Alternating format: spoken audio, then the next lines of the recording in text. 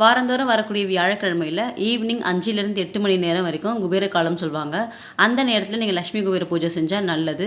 அதை தவிர்த்து அப்படி செய்ய முடியல அப்படின்னா தீபாவளி அன்னைக்கு செய்கிறது ரொம்ப நல்லது. அன்னைக்கு தான் செய்யணும் அப்படின்னு கேட்டிங்கன்னா, தீபாவளி அன்னைக்கு தான் குபேரர் இழந்த செல்வங்களை லட்சுமி தாயிட்ட கேட்டு வாங்கி வரம் பெற்றார் அப்படின்னு சொல்லுவாங்க. இதை செஞ்சால் என்னென்ன நல்ல விஷயங்கள் நடக்கும் அப்படின்னும் போது நம்ம ஏன் அதை செய்யாமல் இருக்கணும்? செஞ்சுருங்க. ஒரு 1/2 hour தான் ஆக போகுது. தட்டு நிறைய பணம் வச்சு நிறைய காயின்ஸ் வச்சு பெரிய அளவில் தான் இந்த பூஜை பண்ணணும் அப்படின்னு கிடையாது. சிம்பிளாக பண்ணலாம். லட்சுமி குபேரர் படம் இருந்தால் போதும். இல்லாட்டி மகாலட்சுமி தாயார் படம் எல்லார் வீட்லேயுமே இருக்கும். அதுவே நம்ம இந்த பூஜைக்கு யூஸ் பண்ணிக்கலாம். எங்கே பூஜை பண்ண போகிறீங்களோ அந்த இடத்த நல்லா தொடச்சி எடுத்துகிட்டு அங்கே ஒரு மனை வச்சு மனை மேலே அம்மன் படத்தை வச்சுக்கோங்க. விக்கிரகம் இருந்துச்சுன்னா அபிஷேகம் பண்ணிக்கோங்க. 108 நாணயங்கள், பச்சை கலர் குங்குமம், அதுக்கப்புறம் பூ, பழம், வெத்தலை பாக்கு, உங்களால் முடிஞ்ச பிரசாதங்கள். ஒரு வாழை இலையில் குபேர யந்திரம் வரைஞ்சி அதை சாமி முன்னாடி வச்சுட்டு 2 சைடு குத்துவிளக்கு ஏற்றி தாம்பளம்லாம் வச்சு ஃபஸ்ட்டு விநாயகர் துதி சொல்லிவிட்டு அதுக்கப்புறம் 108 நாணயங்களால் அம்மனுக்கு அர்ச்சனை பண்ணிவிட்டு அடுத்து குபேரருக்கு குபேராய நமக அப்படின்னு 108 தடவை சொல்லி அழகாக பூஜை நிறைவு செய்யலாம்.